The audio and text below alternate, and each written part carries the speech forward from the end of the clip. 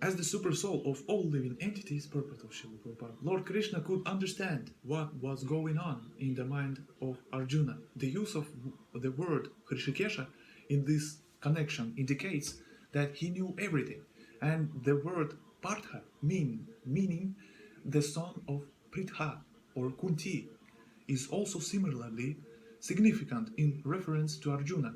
As a friend, he wanted to inform Arjuna that because Arjuna was the son of Pritha, the sister of his own father Vasudeva, he had agreed to be the charioteer of Arjuna. Now, what did Krishna mean when he told Arjuna to behold the Kurus? Did Arjuna want to stop there and not fight? Krishna never expected such things from the son of his aunt Pritha. The mind of Arjuna was thus predicted by the Lord in friendly joking. Bhagavad Gita as it is, first chapter, text number 26. There Arjuna could see, within the midst of the armies of both parties, his fathers, grandfathers, teachers, maternal uncles, brothers, sons, grandsons, friends, and also his fathers-in-law and well-wishers. Purport of Srila Prabhupada.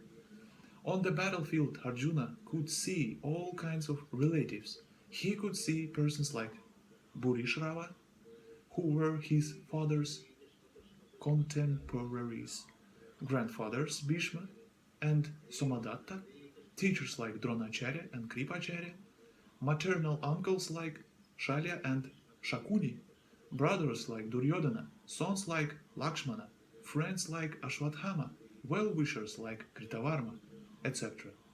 He could see also the armies which contained many of his friends. Next verse. When the son of Kunti, Arjuna, saw all these different grades of friends and relatives, he became overwhelmed with compassion and spoke thus. Arjuna said, "My dear Krishna, seeing my friends and relatives present before me in such a fighting spirit, I feel the limbs of my body quivering and my mouth drying up." Purport of Srila Prabhupada.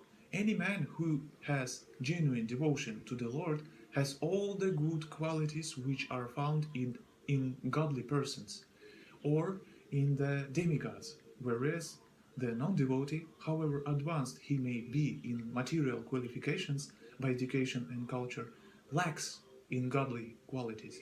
As such, Arjuna, just after seeing his kinsmen, friends and relatives on the battlefield, was at once overwhelmed by compassion for them who had so decided to fight amongst themselves. As far as his soldiers were concerned, he was sympathetic from the beginning, but he felt compassion even for the soldiers of the opposite party, foreseeing their imminent death. And while he was so thinking, the limbs of his body began to quiver, and his mouth became dry. He was more or less astonished to see their fighting spirit. Practically, the whole community, all blood relatives of Arjuna, had come to fight with him. This overwhelmed practically the whole community, all blood relatives of Arjuna had come to fight with him. This overwhelmed a kind devotee like Arjuna. Although it is not mentioned here, still one can easily imagine that not only were Arjuna's bodily limbs quivering and his mouth drying up, but he was also crying out of compassion. Such symptoms in Arjuna were not due to weakness, but to his soft-heartedness, a characteristic of a pure devotee of the Lord. It is said, therefore, Yasyasti bhaktir bhagavati akinchana, sarvair gunais tatra samasate surah, haraf abhaktasya kuto mahad guna, mano radhena sati dhavato bahih. One who has unflinching devotion for the personality of Godhead has all the good qualities of the demigod. I'm sorry?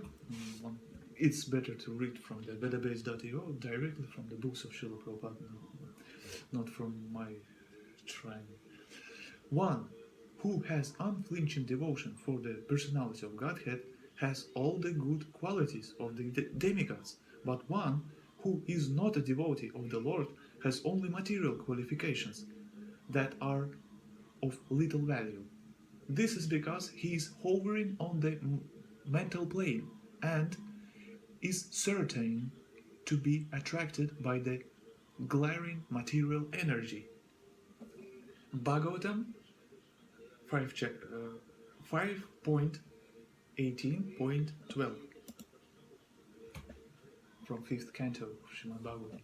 My whole body is trembling, my hair is standing on end, my bow Gandiva is slipping from my hand, and my skin is burning. Purport of Srila Prabhupada. There are two kinds of trembling of the body, and two kinds of standings of the hair on end. Such phenomena occur either in great spiritual ecstasy or out of great fear under material conditions. There is no fear in transcendental realization. Arjuna's symptoms in this situation are out of material fear, namely loss of life. This is evident from other symptoms also. He became so impatient that his famous bow Gandiva was slipping from his hands, and because his heart was burning within him, he was feeling a burning sensation of the skin. All these are due to a material conception of life. 30th verse. I am now unable to stand here any longer. I am forgetting myself, and my mind is reeling. I see only causes of misfortune, O Krishna, killer of the Keshi demon. Purport of Srila Prabhupada.